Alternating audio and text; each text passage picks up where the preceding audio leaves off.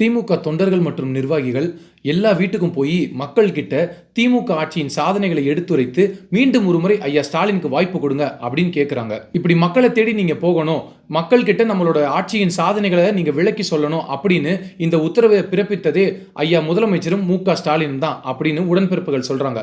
மக்களை தேடி போறது ஒரு பக்கம் இருக்கட்டும், ஆனா எப்ப தேடி போறோன்றது இருக்குல்ல, ஆட்சி முடிகிற நேரத்தில் இப்ப மக்களை தேடி போறது கொஞ்சம் வேடிக்கையா தான் இருக்கு. நீங்க நல்ல திட்டங்களையும் நல்ல ஆட்சிகளையும் நீங்க கொடுத்திருந்தீங்க அப்படின்னா மக்களை தேடி நீங்க போக வேண்டிய தேவை இருக்காது, மக்களே உங்களை தேடி வந்திருப்பாங்க. ஐயா மு.க. ஸ்டாலின் மேல எவ்வளவு விமர்சனங்கள் இருந்தாலும் கூட அவரோட கடின உழைப்பும் விடாமுயற்சியும் தான் இந்த இடத்துக்கு அவர் நகர்த்தி கொண்டு வந்தது. அம்மையார் ஜெயலலிதா, கலைஞர் மாபெரும் தலைவர்கள் மறைவுக்கு பிறகு தான் சந்தித்த முதல் தேர்தலையே ஆட்சி கட்டில போய் அமர்ந்துட்டாரு. அவருக்கு மக்கள் மிகப்பெரிய ஒரு பொறுப்பை கொடுத்தாங்க. ஒட்டுமொத்த தமிழ்நாடுமே முத்துவேல் கருணாநிதி ஸ்டாலின் எனும் நான் அப்படின்னு சொன்ன போது எல்லாருமே கண் கலங்கி இப்படி ஒரு வாய்ப்பை இவருக்கு கொடுத்திருக்காங்க. முதன்முறையா போராட்டத்துக்கு பின்னாடி கிட்டத்தட்ட 70 வயதுல இவர் முதலமைச்சர் பொறுப்பேற்கிறாரு அப்படின்னு எல்லாருமே உணர்ச்சி பூர்வமா நினைச்சோம்.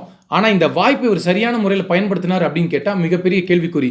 ஒரு மாபெரும் வாய்ப்பு, ஒரு தமிழகத்தின் முதலமைச்சர், அவருக்கு கீழே 10 ஆண்டுகளுக்கு பிறகு கிட்டத்தட்ட 10 ஆண்டு அதிமுக ஆட்சிக்கு அப்புறம் இவருக்கு ஒரு ஆட்சியை கொடுத்திருக்காங்க.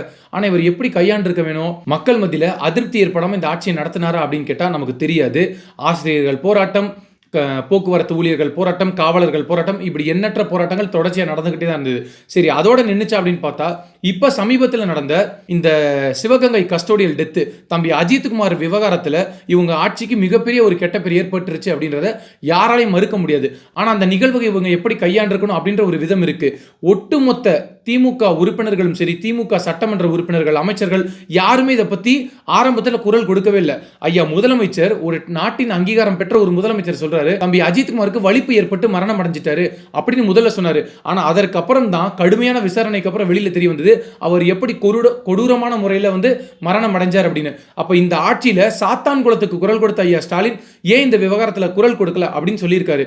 எனவே இவங்க ஆட்சிக்கு மேல அதிருப்தி மேல அதிருப்தி மக்களுக்கு வந்துகிட்டே இருக்கு. பெண்களுக்கு இலவசமான பேருந்து அப்படின்னு சொன்னாரு. ஆனா ஆரம்பத்தில் சொல்லும்போது எப்படி சொன்னாங்க, பெண்கள் அனைவருக்கும் சமமாக இலவச பேருந்துன்னு சொன்னாரு. ஆனா அதற்கப்புறம் இந்த பிங்க் பெயிண்ட் அடிச்ச இந்த லிப்ஸ்டிக் பஸ்ல தான் நம்ம போகணும் அப்படின்னு ஒரு முற்றுப்புள்ளி வச்சாங்க. அதுக்கப்புறம் மாதம் 1000 சொன்னாங்க. அது எத்தனை மாசம் போச்சுன்றது நமக்கு தெரியாது. இப்ப தேர்தல் வரக்கூடிய இந்த நேரத்தில் இப்ப 1000 கொடுக்க போறோம் அப்படின்னு சொல்றாங்க. இப்ப சமீபத்தில் எல்லா பக்கமும் பார்த்தோம்னா ஒரு நிகழ்வு நடந்துட்டு இருக்கு. திமுக உறுப்பினர்கள், நிர்வாகிகள் எல்லாருமே மக்களை தேடி வீட்டுக்குள்ள போய் உட்காந்து விளக்கம் கொடுக்குறாங்க. என்னன்னா, முதலமைச்சரே எல்லாரும் வீடு தேடி போய் பார்க்க சொன்னாரு, நீங்களாம் பரம்பரை திமுக ஓட்டு போட்டிருப்பீங்க, நம்ம என்ன சாதனை செஞ்சோன்னு உங்கள்கிட்ட விளக்கி எடுக்கணும். ஐயா நான் கேட்கிறேன், நீங்க சமீபத்தில் செஞ்ச ஒரு மிகப்பெரிய சாதனை, இந்த ஆட்சியில மக்கள் வாயை பிளந்து விண்ணை பிளந்து நீங்க கொடுத்த மிகப்பெரிய திட்டம், மிகப்பெரிய சாதனை அப்படின்னு ஒரு 2 சொல்ல முடியுமா உங்களால? நீங்க ஆட்சி நடத்திருக்கீங்க அவ்வளவுதானே தவிர சிறப்பான ஆட்சி கொடுத்துட்டீங்க அப்படின்னு கிடையாது. இன்னைக்கு நீங்க சிறப்பான ஆட்சியை கொடுக்கலன்னு சொல்லி தான் ஏற்கனவே சிறப்பான ஆட்சி கொடுக்காத அதிமுக உங்களை எதிர்த்து பிரச்சாரம் பண்ணுது. இது ரெண்டுமே மிகப்பெரிய காமெடியா இருக்கு. அப்படி மக்களை சந்திக்கக்கூடிய திமுக நிர்வாகிகள் சொல்றாங்க, எங்களுக்கு பிரச்சனைலாம் உங்களை நினைச்சு, யாரு வயதானவர்களை நினைச்சு இல்லையா. அவர் சொல்றாரு, பாட்டி பிரச்சனை உங்களை நினைச்சு கிடையாது, ஆனா பக்கத்துல உட்காந்துருக்க பாத்தீங்களா உங்க பேரன், இந்த இளைஞர்கள் எல்லாம் கொஞ்சம் குளறுபடியா இருக்கிறாங்க, கொஞ்சம் குழப்பத்தில் இருக்கிறாங்க.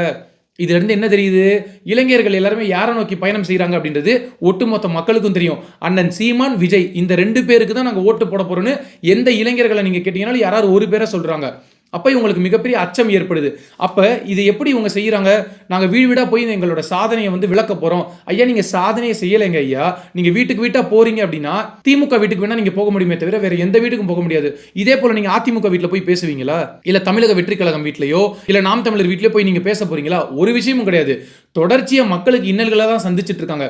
உண்மையிலே எல்லாருக்குமே தோணுச்சு, ஐயா ஸ்டாலின் அவர்களுக்கு இத்தனை ஆண்டு காலம் கழிச்சு இந்த முதல்வர் பதவி கிடைச்சிருக்கு, அவர் சரியான முறையில் இதை பயன்படுத்துவார் அப்படின்னு ஒட்டுமொத்த தமிழ்நாடும் எதிர்பார்த்துச்சு, மக்களும் எதிர்பார்த்தாங்க. இனிஷியல் ஸ்டேஜில் ஆரம்ப கட்ட காலத்திலலாம் நீங்க பண்ணக்கூடிய விஷயம் இருக்குல்ல, காவல்துறை நான் ரொம்ப கட்டுக்கோப்பா வச்சிருப்பேன், அமைச்சர்கள் யாராக இருந்தாலும் தூக்கி எறியப்படுவீர்கள், நான் பதவியிலிருந்து எடுக்கிறதுக்கு நான் யோசிக்க மாட்டேன், தயங்க மாட்டேன் அப்படின்லாம் சொல்லிட்டு உங்க ஆட்சியில உங்களுடைய அமைச்சர்கள் தான் வரம்பு மீறி முகம் சுளிக்கும் அளவுக்கு பேசினாங்க. ஐயா பொன்முடி அவர் மேல இருக்கக்கூடிய வழக்கு, அவர் பண்ணக்கூடிய விஷயங்கள், அவர் பண்ண விஷயங்கள், அவர் பயன்படுத்திய வார்த்தைகள், இது எல்லாமே உங்க கட்சிக்கும் உங்கள் தலைமைக்கும் மிகப்பெரிய களங்கத்தை ஏற்படுத்திச்சு. இப்போ உங்க கட்சியில் இருக்கக்கூடிய அத்தனை அமைச்சர்கள் மேல ஊழல் புகார் இருக்கு, ஊழல் வழக்கு இருக்கு. இது எல்லாத்துக்கும் நீங்க என்ன பண்ண போறீங்க? இது எல்லாத்துக்கும் விளக்கம் கொடுக்காம மக்கள் மத்தியில நாங்க சாதனை பண்ணியிருக்கோம், நாங்க விளக்கம் கொடுக்க போறோம் அப்படின்னு சொல்றீங்க. அதே போல உங்க கட்சியில் இருக்கக்கூடிய அந்த சட்டமன்ற உறுப்பினர்கள் அமைச்சர்கள் மேல இருக்கக்கூடிய வழக்கை நீங்க எப்படி எதிர்கொள்வீங்க? இது எல்லாமே பொய் குற்றச்சாட்டு அப்படின்னு நீங்க நிரூபிக்க முடியுமா? இத்தனை ஆண்டு காலமா டெல்லி கூட்டத்தில் பங்கேற்காத நீங்க உங்க வீட்டில் ஐடி ரைடு வந்துச்சு, உங்க கட்சி சார்ந்த உறுப்பினர்கள் வீட்டில் ஐடி ரைடு வந்தது அப்படின்னு உடனடியாக டெல்லிக்கு போய் அந்த கூட்டத்தில் பங்கேற்றீங்க. இதெல்லாம் எவ்வளவு பெரிய வேடிக்கையா இருக்கு. நாங்க மோடியின் ஆட்சிக்கு எதிராக இருப்போம், மோடியின் பாசிச ஆட்சியை நாங்கள் அகற்றுவோம் அப்படின்னு சொல்றீங்க. ஆனா டெல்லிக்கு போனா அவர் கூட சிரிச்சு கைகுலுக்கி பேசிட்டு வர்றீங்க. அப்ப இது உங்க மேல மிகப்பெரிய சந்தேகத்தை ஏற்படுத்துதுல. இப்ப அதிமுகக்கு மிகப்பெரிய ஒரு டூலை நீங்க கொடுத்துட்டீங்க. ஒருவேளை நீங்க நல்ல ஆட்சி கொடுத்துருந்தீங்க, நான் ஐயா கலைஞரின் ஆட்சியை கொடுப்பேன்னு எப்பயாவது உங்களால சொல்ல முடியுதா? நீங்க இது வரைக்கும் சொல்லியிருக்கீங்களா? ஏன் உங்களால சொல்ல முடியாது? ஏன்னா அவ்வளவு விஷயங்கள் நடந்திருக்கு உங்கள் தகப்பன் ஆட்சியில. அப்ப இந்த இனி வரும் காலங்களில் நான் மக்களை நல்லபடியாக பார்த்துக்குவேன், மக்களுக்கு நல்லாட்சி கொடுப்பேன், நல்ல திட்டங்களை கொடுப்பேன், மக்களுக்கு எந்த விதமான பிரச்சனையும் இருக்காது அப்படின்னு நீங்க சொல்லியிருக்கணும். நீங்க ஆட்சி பொறுப்பேற்ற போது பால் விலை என்ன, ஆனா இன்னைக்கு பால் விலை என்ன? நீங்க பால் விலை குறையும்னு சொன்னீங்க, ஆனா அதுக்கப்புறம் என்ன நடந்துச்சு? இப்படி சொல்லி சொல்லி சொல்லி சொல்லி ஏமாத்தி அதற்கப்புறம் போக்குவரத்து பெண்கள் எல்லாத்துக்கும் இலவசம்னு சொல்லிட்டீங்க. ஐயா உங்கள்கிட்ட யாருமே இலவசம் கேட்கல, இலவசம்ன்ற ஒரு கான்செப்டே விட்டுருங்க. ஆனா மக்கள் ஒவ்வொரும் தங்களுக்கு வேண்டிய விஷயங்களை தங்களது வருமானத்திலேயே பொருளாதாரத்திலே பெற்றுக்கொள்ளும் அளவிற்கு அவர்களின் வாழ்க்கை தரத்தை நீங்கள் உயர்த்த வேண்டும். அதுதான் ஒரு நல்ல தலைமைக்கும் நல்ல தலைவனுக்கும் அழகு. ஆனா அதையெல்லாம் விட்டுட்டு மீண்டும் மீண்டும் இலவசம் இலவசம். இந்த அதிமுக வந்த உடனே என்ன சொல்லும்? நாங்க இலவசம் கொடுப்போம், அதுக்கு போட்டியா திமுக நாங்க இலவசம் கொடுப்போம். இந்த வேலையெல்லாம் நீங்க கைவிடணும். திராவிட கட்சிகளை எல்லாருமே மக்கள் பார்த்து பார்த்து சலிச்சு போயிட்டாங்க. இப்போ நீங்க வீட்டில் போய் உட்காந்துட்டு ஐயா டெக்னாலஜி எவ்வளவு ஃபாஸ்ட்டாக போயிட்டு இருக்கு, வீட்டில் உட்காந்து கையில் ஃபோனில் தட்டினாலே நீங்கள் இதுக்கு முன்னாடி என்ன பேசுனீங்க, இப்போ என்ன பேசுனீங்க, மாற்றி மாற்றி என்ன பேசுனீங்க அப்படின்றத இளைஞர்கள் கண்டுபிடிச்சிடுறாங்க. வீட்டில் போய் உட்காந்து நாங்கள் சாதனைகளை எடுத்து உரைப்போம், அதுவும் தெளிவான ஆரம்பிச்சா பரவாயில்ல. போய் ஒரு பாட்டிக்கிட்ட பக்கத்தில் உட்காந்துட்டு ஒளர்னு உளறிட்டு இருக்காரு உங்களோட திமுக நிர்வாகி. நாங்கள் விளக்க வந்திருக்கோம், இதுதான் எங்கள் சாதனை, இதுதான் எங்கள் சாதனை சொல்லிட்டே இருக்காரே தவிர என்ன சாதனைன்னு சொல்லவே முடியல. என்ன காரணம்? சாதனையே இல்லைங்க ஐயா, உங்கள் ஆட்சியில் ஒரே வேதனையாக தான் இருக்கு. இப்போ நமக்கு நீங்கள் இதுவரைக்கும் என்ன சாதனை பண்ணீங்க அப்படின்றது பிரச்சனை இல்லை, நீங்கள் சாதனையே கொடுக்கலன்றத நம்ம கருத்து. ஆனால் அதையெல்லாம் நீங்கள் விளக்க தேவையில்லை. ஆனால் நீங்கள் ஆட்சிக்கு வருவதற்கு முன்பாக பல வாக்குறுதிகள் கொடுத்தீங்களா, அந்த எல்லா வாக்குறுதிகளையும் நீங்கள் நிறைவேற்றிட்டீங்களா? குறிப்பாக கொடநாடு வழக்கில் அம்மையார் ஜெயலலிதா மரணம் அடைஞ்சிட்டாங்க, எங்களுக்கும் அவர்களுக்கும் கருத்து வேறுபாடு இருக்கு, கருத்து முரண்பாடு இருக்கு. ஆனால் அவர்கள் மரணத்தில் இருக்கக்கூடிய மர்மத்தை நான் உடனடியாக அவிழ்ப்பேன். ஆட்சிக்கு ஒரே மாதத்தில் யாரெல்லாம் அதில் சம்மந்தப்பட்டாங்களோ அவங்க அத்தனை பேரையும் நான் சிறைக்கு அனுப்புவேன் அப்படின்னு சபதம் எடுத்தீங்களே, அந்த விஷயத்தில் உங்களுடைய நிலைப்பாடு என்ன? இப்ப சாத்தான்குளம் வழக்க துரித விசாரணை செஞ்சு அத்தனை பேருக்கும் நான் தண்டனை பெற்று தருவேன் அப்படின்னு சொன்னீங்க. அந்த விஷயத்தில் உங்க நிலைப்பாடு என்னாச்சு? இப்படி எண்ணற்ற வழக்குகள் இருக்கே. எத்தனையோ வாட்டி லஞ்ச ஒழிப்புத்துறையிலிருந்து அதிமுக முன்னாள் அமைச்சர்கள் வீட்டில் லஞ்ச ஒழிப்புத்துறை போய் சோதனை நடத்தினாங்க, பல கோடிகள் பறிமுதல் செஞ்சாங்க, பல டாக்குமெண்ட்ஸ் எடுத்தாங்க அப்படின்லாம் சொன்னீங்களே, அவங்க மேலே ஏன் இன்னமும் எஃப்ஐஆர் ஃபைல் பண்ணி அவங்கள ஏன் இன்னும் அரெஸ்ட் பண்ணல? இது எதுவுமே கிடையாது. அப்போ என்னன்னா திமுக அதிமுக மிகப்பெரிய அண்டர்ஸ்டாண்டிங்ல இருக்காங்க. நீ அடிக்கிற மாதிரி அடிச்சுக்க, நான் கத்துற மாதிரி கத்திக்கிறேன், ஆனால் நம்ம ரெண்டு பேரும் விட்டு கொடுத்துக்காம இருந்துப்போம். இப்போ ஒரே கேள்வி ஐயா, திமுக ஆட்சிக்கு வந்தாலும் சரி அதிமுக ஆட்சிக்கு வந்தாலும் சரி, ரெண்டு பேர் சம்பந்தப்பட்ட இடத்துலையுமே டாஸ்மாக் அந்த கொள்முதல் செய்யக்கூடிய பாட்டில்கள் வியாபாரம் நடந்துகிட்டு இருக்கு. அதில் நான் கொள்முதல் செய்ய மாட்டேன், நான் திமுக சார்ந்த இடத்துல நான் டாஸ்மாக்ல கொள்முதல் பண்ண மாட்டேன், அதிமுக சார்ந்த இடத்துல திமுக பண்ணாது இப்படின்னு சொல்ல முடியுமா? அப்போ என்னன்னா இவங்க ரெண்டு பேரும் நல்ல மியூச்சுவல் அண்டர்ஸ்டாண்டிங்ல தான் இருக்காங்க.